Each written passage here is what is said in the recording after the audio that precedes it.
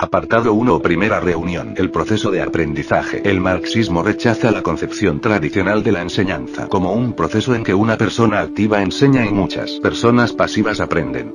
Esta concepción, que se basa en la división entre teoría y práctica, entre el trabajo intelectual y el trabajo manual, debe ser reemplazada por la enseñanza como un proceso creador en que todo el grupo, donde se enseña y se aprende, trabaja activamente, confrontando sus conocimientos e ideas, y que a través de esta confrontación logra impartir el nuevo conocimiento al que aprende y logra profundizar el conocimiento del que enseña. Dice Hegel a sus estudiantes: lo primero que hay que aprender aquí es a estar de pie. Es decir, en tensión, alertas, y en actividad, en actitud creadora. Si el aprender se limitara simplemente a recibir, no daría mucho mejor resultado que escribir en el agua. El que estudia algo debe recrear ese algo dentro de sí mismo. No es cuestión de recibir algunas nociones de marxismo. Lo que hay que hacer es investigar el marxismo, enfrentarlo, penetrar intensamente en la materia que se quiere aprender y dejar que esa materia penetre profundamente en el intelecto y en la emoción del que aprende. Si no, no hay aprendizaje posible. Solo se aprende a través de la investigación. De modo que nuestra tarea será investigar juntos el marxismo. Juntos tendremos que descubrir y redescubrir el marxismo, empezando por su esencia, que es lo más difícil de captar, y huyendo como de la peste de las vulgarizaciones y simplificaciones al estilo de los manuales como el llamado Principios de Filosofía de Politzer, que se parecen tanto al marxismo como una hoja seca a una rosa recién cortada. El proceso del conocimiento. Hay algunas fórmulas básicas y elementales del marxismo, tales como la lucha de clases, la importancia de la estructura económica de la sociedad, el materialismo, etc., que han sido las más popularizadas por los divulgadores del marxismo que han escrito manuales para uso de las grandes masas. Esas fórmulas, que no son nada más que elementos del pensamiento marxista, parecen ofrecer a primera vista explicaciones maravillosamente simples y terminantes para los problemas más complejos. Y claro, las mentalidades semi-intelectualizadas se aferran con uñas y dientes a esas fórmulas, que les permiten explicarse todos los problemas, es decir, ellos creen que los explican, sin ningún esfuerzo mental. Desgraciadamente, al movimiento revolucionario, y sobre todo a los grandes movimientos de masas y a los grandes aparatos burocráticos encaramados sobre la clase obrera, se acercan infinidad de semi-intelectuales, de obreros y sobre todo de pequeños burgueses semi-intelectualizados, que toman el marxismo como un aparato que ahorra el trabajo de pensar y que da respuesta a todos los problemas. Para esa gente el marxismo es una especie de vitrola tragamonedas. Se aprieta un botón y sale una respuesta para el problema que se quiere resolver. Pues bien, el marxismo no es eso, y eso es la negación del marxismo. El marxismo exige un serio e intenso esfuerzo del pensamiento. Decía Labriola: los doctrinarios, los que tienen necesidad de ídolos del espíritu, los hacedores de sistemas buenos para la eternidad, los compiladores de manuales y enciclopedias, buscarán a tontas y a locas en el marxismo lo que él no ha querido ofrecer jamás a nadie. Ven en pensamiento y en saber algo que existe materialmente, pero no entienden el saber y el pensamiento como actividades que son infieri, que constantemente se están haciendo. El pensamiento vulgar, dice Hegel, cree que lo verdadero y lo falso son entidades inmóviles, cosas con existencia propia, una de las cuales se alza del lado de allá y la otra del lado de acá, cada una de ellas aislada y fija, sin contacto con la otra. Este es también el modo de pensar del marxismo vulgar, del marxismo de los burócratas, que quieren convertir el pensamiento marxista en un diccionario donde está clasificado todo lo que es verdadero y todo lo que es falso, todo lo que hay que conocer y todo lo que no hay que conocer. Frente a esto, el pensamiento dialéctico, el auténtico pensamiento marxista, afirma con Hegel que la verdad no es una moneda acuñada que pueda darse o recibirse sin más. La verdad se alcanza por el esfuerzo militante del pensamiento, y se alcanza a través del error, de la permanente confrontación de verdad y error. El marxismo no es una moneda acuñada que se toma y se da. El marxismo es pensamiento vivo y viviente, que está en permanente confrontación con la realidad y consigo mismo, afirmándose y negándose a sí mismo a cada instante, para poder afirmarse nuevamente en un nivel superior. El marxismo es implacable consigo mismo, porque está contra los mitos y la falsedad, contra la mistificación. El marxismo quiere sacar los disfraces, imponer la claridad.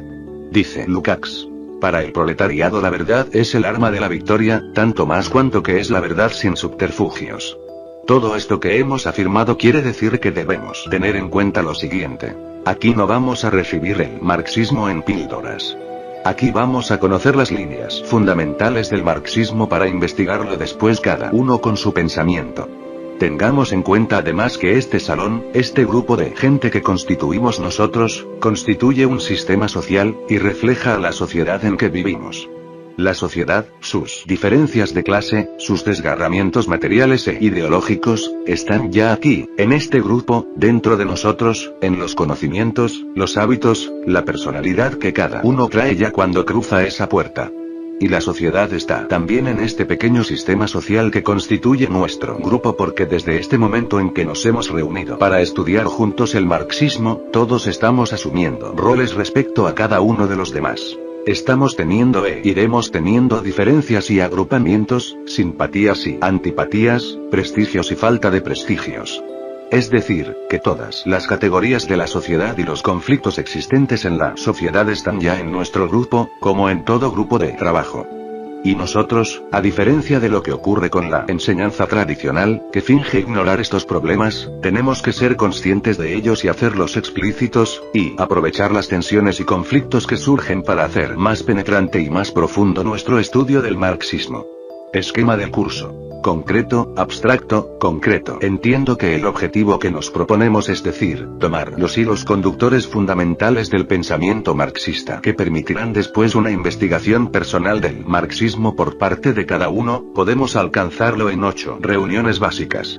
En la primera, vale decir, hoy, trataremos de responder a esta pregunta. ¿Qué es y qué quiere el marxismo? Esta es la gran pregunta con la cual debe iniciarse y con la cual debe terminar todo estudio de marxismo.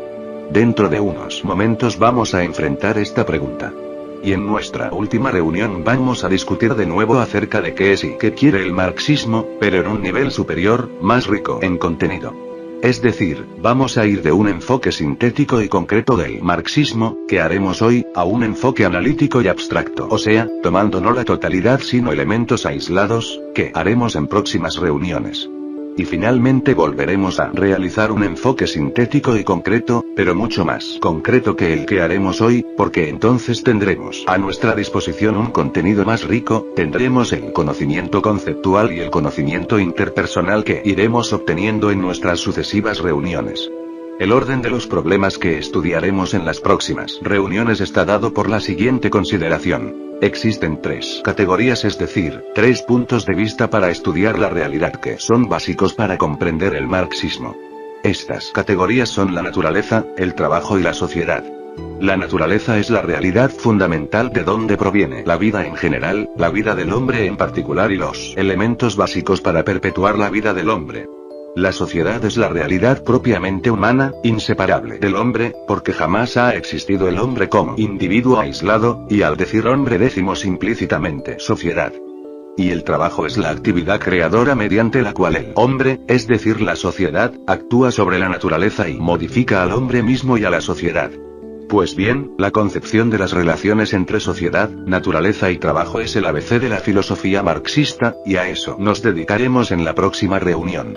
La concepción marxista de la relación entre trabajo y sociedad, y de la relación de la sociedad consigo misma, es el tema que podemos denominar sociología marxista, y la veremos en la tercera reunión. El problema de la evolución de la sociedad en el tiempo es el tema de la concepción marxista de la historia, y lo veremos en la cuarta reunión. Ahora bien, de esta crítica de la sociedad se desprendió un pronóstico marxista sobre la evolución del capitalismo y sobre la nueva sociedad que nacería de la sociedad capitalista.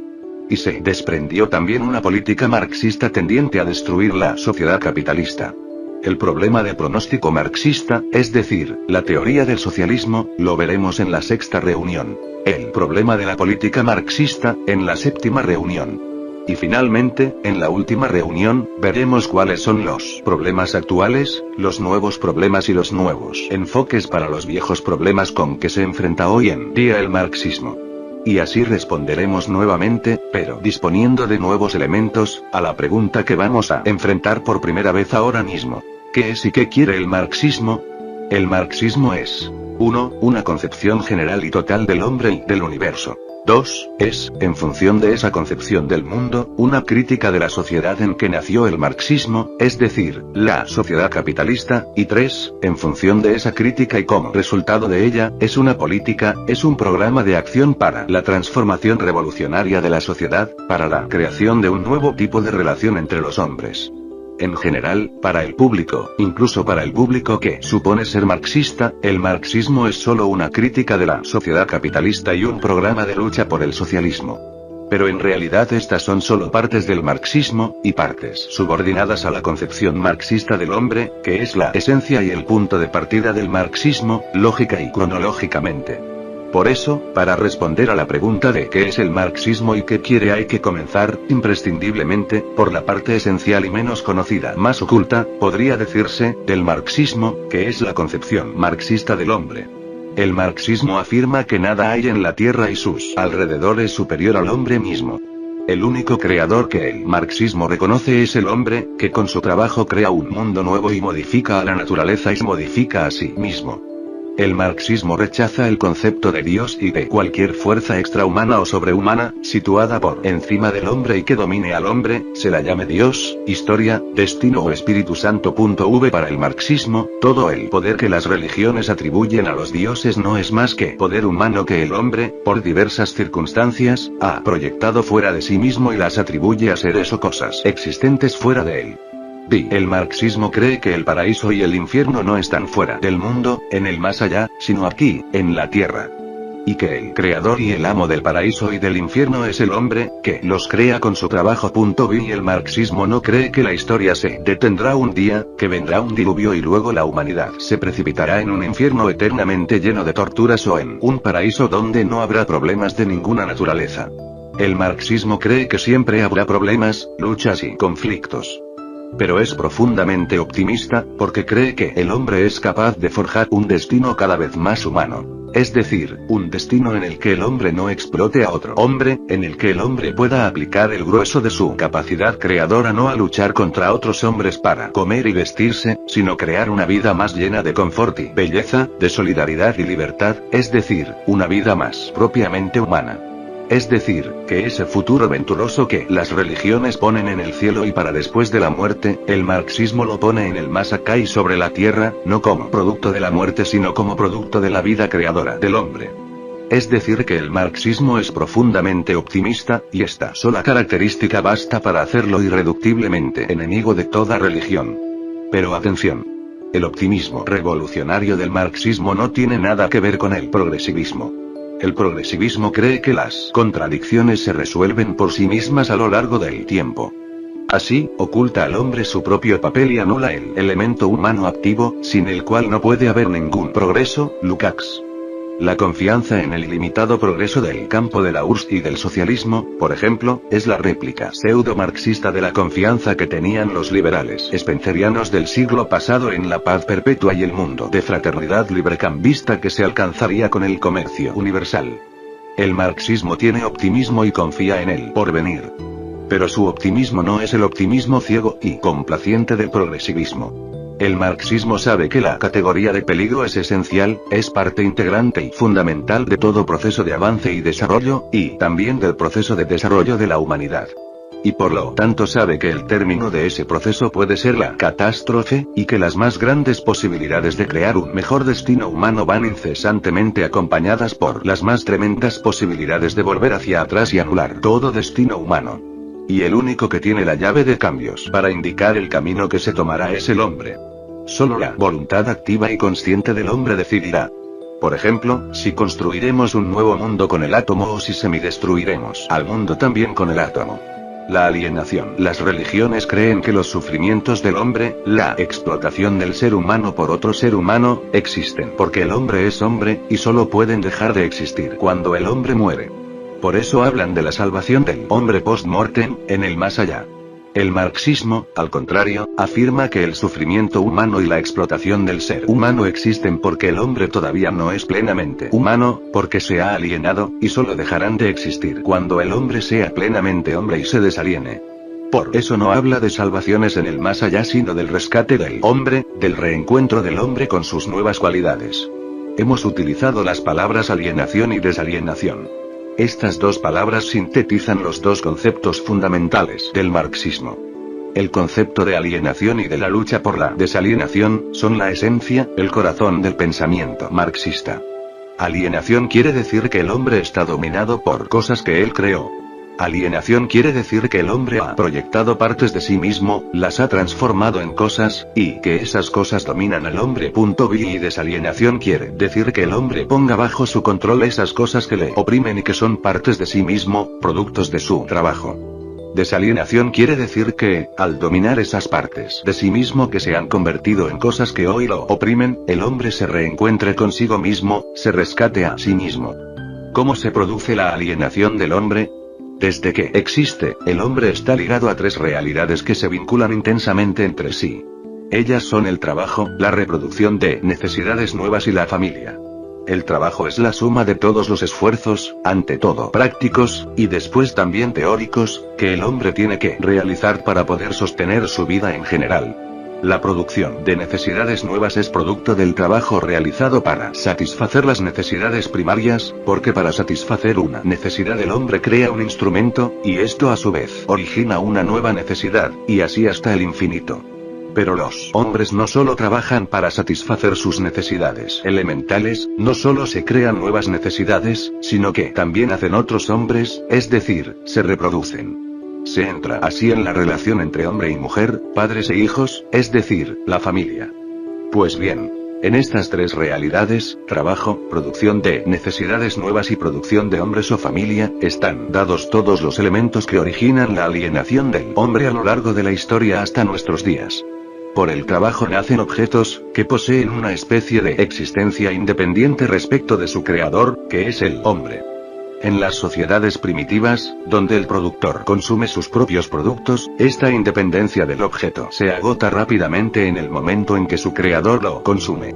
Pero cuando comienza la producción de mercancías, sobre todo en la sociedad capitalista, los objetos, convertidos en mercancías, escapan al control del productor que ya no los consume él mismo, y adquieren independencia, dominando al hombre a través de la ley del valor, del dinero, del precio y demás categorías y leyes económicas.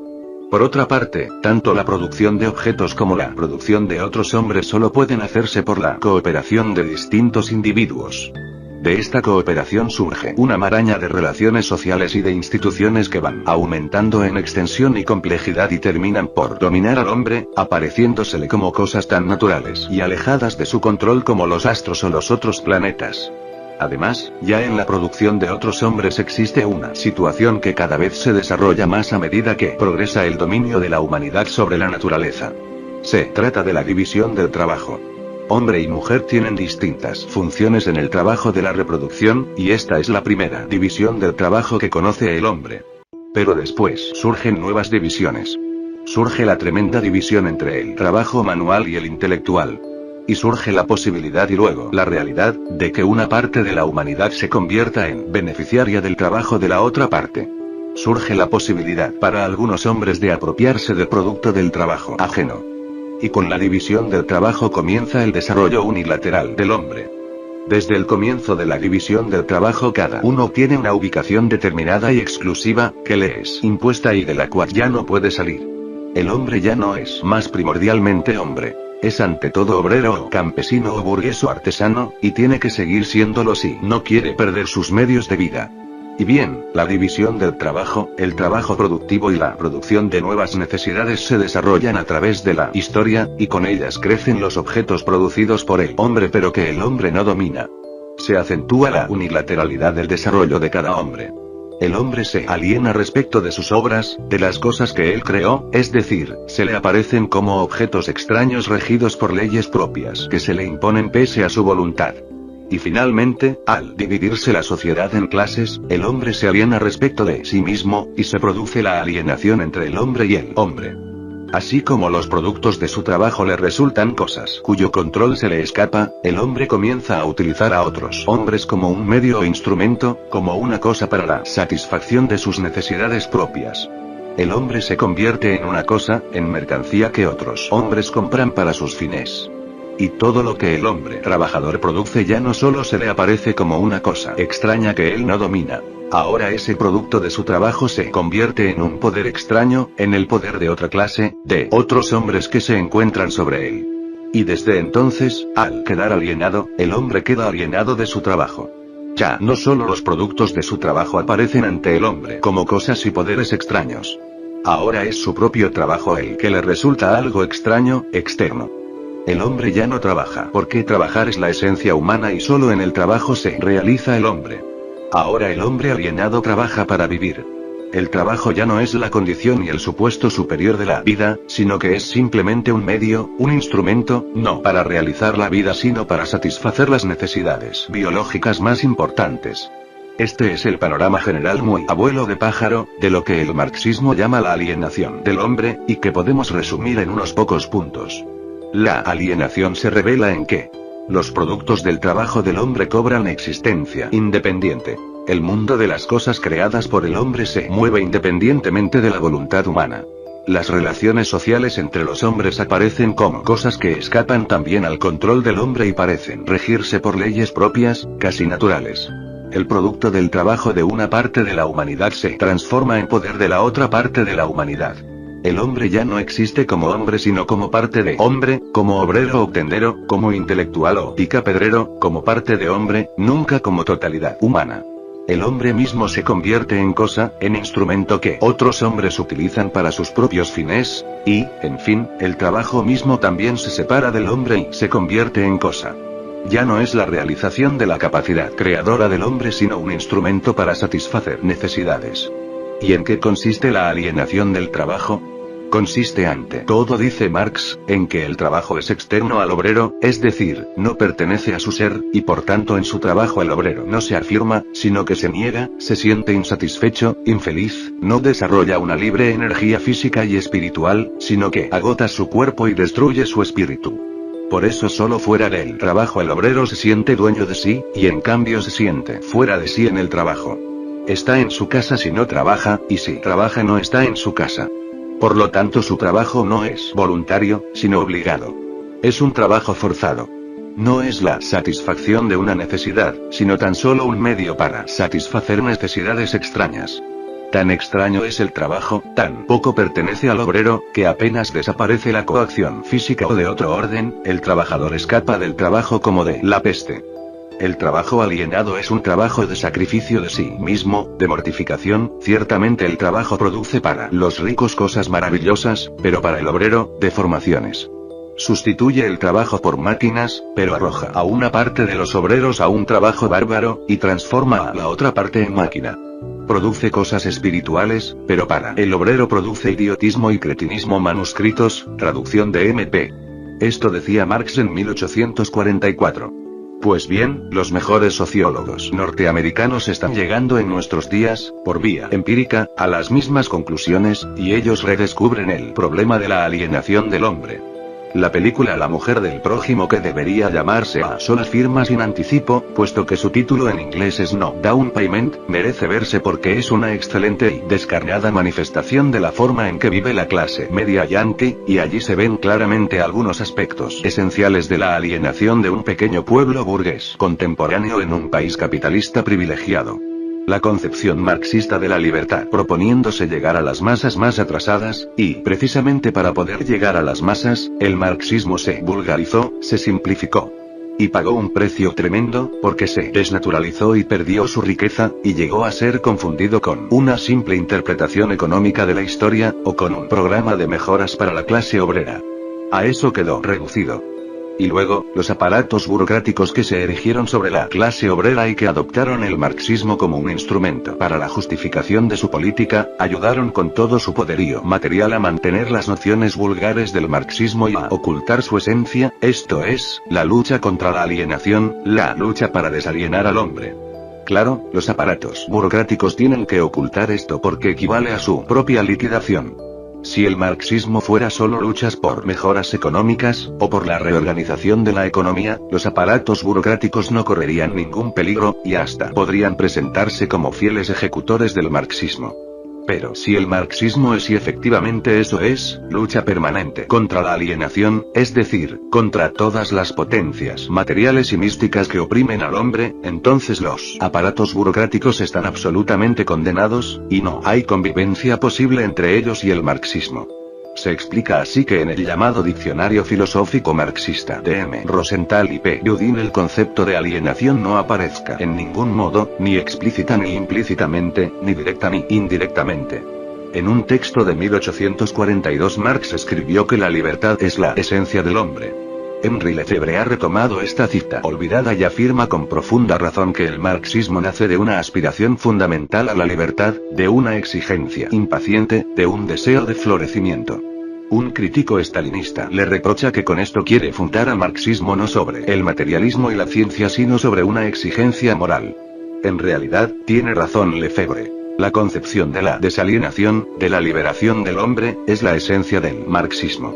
En 1857, mientras prepara El Capital, Marx escribe un trabajo sobre economía política que se publicó en Moscú en 1939. En ese trabajo, dice Marx que hasta ahora la historia ha registrado dos tipos de sociedad. Uno en el cual existen relaciones personales de dependencia. Otro, como en el capitalismo, en que existe la independencia personal basada en la dependencia material. La próxima etapa, el socialismo, será aquella, dice Marx, en que existirá la individualidad libre, fundada sobre el desarrollo universal de los individuos y la subordinación a ellos de su producción social. Es decir, la misión de la sociedad socialista es inaugurar el reino de la individualidad humana libre sobre la tierra. El reflejo religioso del mundo real, dice Marx, solo puede desaparecer por siempre cuando las condiciones de la vida diaria, laboriosa y activa, representen para los hombres relaciones claras y racionales, entre sí y respecto a la naturaleza. La forma del proceso social de vida, o lo que es lo mismo, el proceso material de producción, solo se despojará de su halo místico cuando ese proceso sea obra de hombres libremente socializados y puesta bajo su mando de modo consciente y racional. Marx, El Capital, y 1. Obsérvese. Hombres libremente socializados. Por su parte, Engels dice en el Anti-Düring que, con el socialismo, cesa la producción de mercancías y con ella el imperio tiránico del producto sobre el productor, cesa la lucha por la existencia individual, y con ello puede decirse, en cierto sentido, que el hombre sale definitivamente del reino animal y se sobrepone a las condiciones animales de existencia, para someterse a condiciones de vida verdaderamente humanas. Las condiciones de vida que rodean al hombre y que hasta ahora le dominaban se colocan a partir de ese instante bajo su dominio y mando, y el hombre se convierte por primera vez en señor consciente y efectivo de la naturaleza, al convertirse en señor y dueño de los medios naturales socializados. Las leyes de su propia vida social, que hasta ahora se alzaban frente al hombre como poderes extraños, como leyes naturales que le sometían a su imperio, son aplicadas ahora por él con pleno conocimiento de causa y por tanto sometidas a su poderío. La asociación humana que hasta aquí se le imponía por decreto ciego de la naturaleza y de la historia es a partir de ahora obra suya. Por vez primera, comienza a trazarse su historia con plena consciencia de lo que hace. La humanidad salta del reino de la necesidad al reino de la libertad. Y Lenin dice en El Estado y la Revolución que el gobierno de los hombres será sustituido por la administración de las cosas y por la dirección de los procesos de producción. Y en otro tramo, el fin último que nos proponemos es la destrucción del Estado, esto es, de toda violencia sistemática y organizada, de toda violencia sobre los hombres en general. Al luchar por el socialismo estamos persuadidos de que desaparecerá toda necesidad de violencia sobre los hombres en general, de la subordinación de un hombre a otro, de una parte de la sociedad a otra. Como se ve, los clásicos marxistas insisten decisivamente en que la libertad del hombre es la aspiración fundamental del marxismo. El marxismo quiere hombres plenamente humanos, hombres libres de cosas y fetiches opresores. Mejorar el nivel de vida es un paso absolutamente necesario, y el primer paso hacia esta liberación del hombre, pero solo el primer paso. El marxismo comprende que la producción de la vida material y la satisfacción de las necesidades es una actividad natural e indispensable. El comer, el beber y el procrear son funciones auténticamente humanas. Pero dice Marx, en ellas no se revela lo que hay de específicamente humano en el hombre. Porque también el animal come y se reproduce. De modo que si la satisfacción material es separada del resto de la actividad humana, y se la convierte en propósito único y último, entonces esas funciones son propias del animal y no tienen en sí nada de humanas. Por eso, agrega Marx, mientras exista un régimen social en que para el hombre el comer, el beber y el reproducirse aparezcan como los propósitos exclusivos de sus deseos, el hombre será apenas superior al animal y estará verdaderamente lejos de alcanzar su verdadero estado humano. Un violento aumento de salarios, dice Marx, no sería otra cosa que una mejor remuneración de los esclavos, y no elevaría al obrero ni al trabajo a su función humana y a su dignidad. Manuscritos. Esto, en 1844. En El Capital, Marx dice que a medida que se acumula el capital, tiene necesariamente que empeorar la situación del obrero, cualquiera que sea su retribución, ya sea esta alta o baja el capital, y, 23. El marxismo no es simplemente materialismo, aunque lo ignore el crítico estalinista de Lefebvre. El marxismo niega que el hombre sea, así sin más, producto directo de las circunstancias y del medio. El marxismo reivindica la autonomía creadora del hombre. Tanto la burocracia de los partidos de la Segunda Internacional como la burocracia soviética practicaban y practican esta reducción del marxismo a un materialismo de trocha angosta. Esta es la concepción de las burocracias porque reduce a nada la iniciativa creadora del hombre y por lo tanto eleva a las nubes el conservadurismo de los aparatos burocráticos, caracterizados por su apego y su sumisión rastrera a las circunstancias, rechazando la lucha por modificar las circunstancias. Marx ha explicado todo esto muy netamente en sus tesis sobre Feuerbach. La teoría materialista de que los hombres son producto de las circunstancias y de la educación olvida que las circunstancias son cambiadas precisamente por los hombres, y que el propio educador necesita ser educado. Conduce, pues, forzosamente, a la división de la sociedad en dos partes, una de las cuales está por encima de la sociedad. Tesis tercero. Conclusión. Y bien, ¿qué es, entonces, el marxismo? El marxismo es, como ya dijimos, una concepción del mundo, es una crítica a la sociedad capitalista, y es un programa de lucha para transformar la sociedad. Y como eje de esos tres aspectos, y como objetivo único y decisivo del marxismo, está la lucha para desalienar al hombre, la aspiración a rescatar para el hombre su plenitud humana. En el marxismo, todo lo demás son solo medios para este fin. El desarrollo material de las fuerzas productivas y la elevación del nivel de vida es importante, porque constituye la base material para la desalienación del hombre. La liquidación del capitalismo es fundamental porque constituye a su vez la condición básica para un mayor desarrollo de las fuerzas productivas. El ascenso de la clase obrera al poder es imprescindible porque constituye a su vez el requisito básico para la liquidación del capitalismo. Todo esto es fundamental y está muy bien, como están muy bien los satélites y las grandes centrales eléctricas y los tractores, etc. Pero, para el marxismo, todo eso son medios y nada más. Porque lo que el marxismo quiere, y esto es su esencia, es un nuevo tipo de relaciones entre los hombres, en las que los hombres no estén dominados por cosas ni fetiches. En las que el hombre sea el amo absoluto, dueño soberano de sus facultades y productos, y no esclavo de la mercancía y el dinero, de la propiedad y el capital, del Estado y la división del trabajo.